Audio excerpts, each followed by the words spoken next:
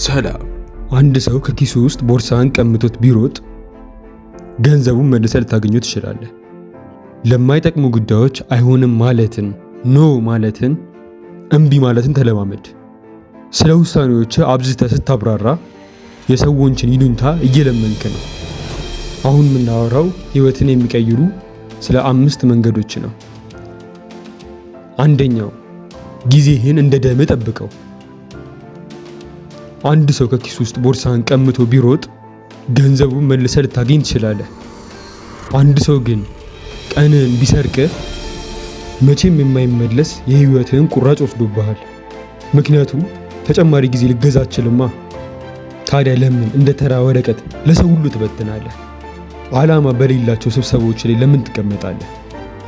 ከማታውቁት ሰዎች ጋር በሜሴጅ በኦንላይን ለምን ትከራከራለህ? ስራ ፈቶች የህይወትን ሰዓት መጮቻ እንዲያደርጉት ለምን ትፈቅዳለህ? የማይጠቅም ነገር በቲክቶክ በዩቲዩብ ለምን ታያለህ? ይኸውልህ ለማይጠቅሙ ጉዳዮች አይሆንም ማለትን፣ ኖ ማለትን፣ እምቢ ማለትን ተለማመድ። እምቢ ማለት ስለሚኖረው አስገራሚ ውጤት ልንገርህ። ለጊዜ አስበህ የማይረባ ነገርን እምቢ ስትቃወም በዛ ሰው አይን ውስጥ ያለ ክብር ይጨምራል። ምክንያቱም ጊዜን ባላግባቡም ተባክን እንዳልሆንክ የመርህ ሰው፣ የዲሲፕሊን ሰው፣ ዓላማ ያለ ሰው መሆንን በወሬ ሳይሆን በተግባር እየገለጽክ ነው። ለዛ ነው ጊዜን እንደ ደም መጠበቅ ያለብህ። ሁለተኛ ህግ ማብራሪያ አቁም፣ በተግባር አሳይ። ሁል ጊዜ ስለ ምርጫዎች ማብራሪያ መስጠት የጥርጣሬ ምልክት ነው። ስለ ውሳኔዎች አብዝተህ ስታብራራ የሰዎችን ይሉኝታ እየለመንክ ነው። በራሱ የሚተማመን ሰው ስለ ማንነቱ ወይም ስለ ራሱ አይከራከርም፣ በተግባር ያሳያል እንጂ።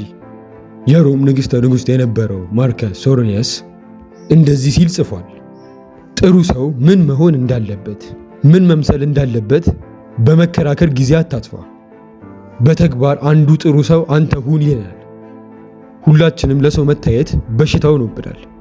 ምግብ እየቀነስን መሆኑን እናገራለን፣ ስፖርት እንደምጀመረን እናገራለን፣ ተሳክቶልኛል ብለን እኮ ለዓለም እናወራለን። ይህንን አታድርግ። ለራስህ ወጥመድ እየገነባ ነው። ምን ማለት መሰለ? እኔ ለምሳሌ መቼም እኮ አልዋሽም ብለህ ስትናገር ዓለም አንተን የምትሳሳትበትን ቅጽበት በመስታወት መፈለግ ትጀምራለች። ስትሳሳት ደግሞ አስመሳይ ትባላለህ። ነገር ግን ምንም ባትናገር በዲሲፕሊን ብትኖር ሰዎች ወደ አንተ ይሳባሉ። ለምን እንዲህ ተረጋጋ? እንዴት እንዲህ ሐቀኛ እውነተኛ ሰው መሆን ቻለ? እንዴት እንዲጸና ብለው በሹክሹክታ ይጠይቃሉ። ስለ ስኬት ቀመር እንዲለምኑ አድርግ። ህይወት ራሱ ምስክር ይሁን። ምላስ እንደሚፈስ ቧንቧ ነው፣ ተግባር ግን እንደ ግድብ ነው። ሶስተኛ ህግ ጋር ደርሰናል። የሰዎችን አድናቆት መፈለግህን አቁም። ከህፃንነት ጀምሮ ዓለም በአንድ አዙሪት ውስጥ እንገባ አሰልጥንሃለች። አንድ ነገር ታደርጋለህ አይደል? ጭብጨባ ትቀበላለህ፣ ዋጋ እንዳለ ይሰማሃል። አንድ ነገር ደግሞ አድርገህ ስተት ብትሰራ ዝም ይሉሃል፣ ከዛ ባዶነት ይሰማሃል። በሂደት የራስህን ዋጋ በሌሎች ሰዎች ምላሽ ላይ እንድትመሰርት ሆነሃል። እነሱ ይመዝኑሃል፣ ከፍም ዝቅም ያደርጉሃል። ይህ አደገኛ ነው፣ ምክንያቱም የአድናቆት ምንጭህን ሌላ ሰው እንዲቆጣጠሩ ፈቅደሃል ማለት ነው። አንተንም ይቆጣጠሩሃል ማለት ነው። ከሰው አድናቆት ተቀባይነትን መፈለግ ስውር የሆነ ድክመት ነው፣ ምክንያቱም ዋጋህን በሌላ ሰው እጅ ላይ ታስቀምጣለህ። ታዲያ ጥሩ እንደሰራውና በምን እንዳልሰራው በምን ታውቃለህ?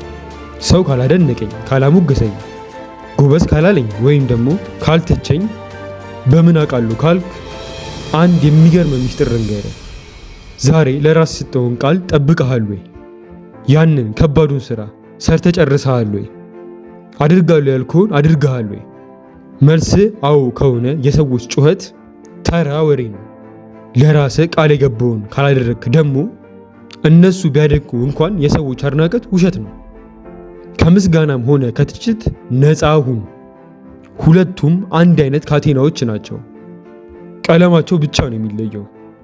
አራተኛ ህግ ደግሞ ዝምታን ንገስበት። እስካሁን የገነባውን ነገር ሁሉ የሚቆልፈው የዚህ ዓለም ጥበብ ይሄ ነው። በጀማሪ ባለሙያና በምርጥ ሰው መካከል ያለው ልዩነት የ3 ሰከንድ ዝምታ ነው። አንድ ሰው ከባድ ጥያቄ ጠይቀሃል አይደል? ወጥመድ እኮ ነው። አሊያም ልታደርገው የማፈልገውን ነገር ጀማሪ ሰው ልክ ያን ነገር እንደተጠየቀ ያንን ዝምታ ለመሙላት ቸኩሏል። አረ እሺ ግን እኮ ለምን እንደማልችል ላብራራ እያለ ይርበተበታል። ለ3 ሰከንድ እንኳን ዝም ማለት አይችልም። አንተ ግን ለ3 ሰከንድ ሙሉ ዝም በል። ተመልከታቸው፣ በቁጣ ሳይሆን በትዝብት። በዛ በ3 ሰከንድ ዝምታ ውስጥ 2 ነገሮች ይፈጠራሉ። አንደኛ ሁኔታውን ትቆጣጠረዋለህ። አሁን በስሜት የተመራ አይደለም። ጸጥ ስላልክ እያሰብክ ነው።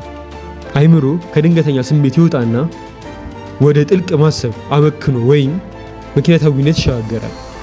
እነሱ ምቾት ያጣሉ። ዝምታ ያስፈራቸዋል። ተፈጥሮ ባዶነትን አትወድም።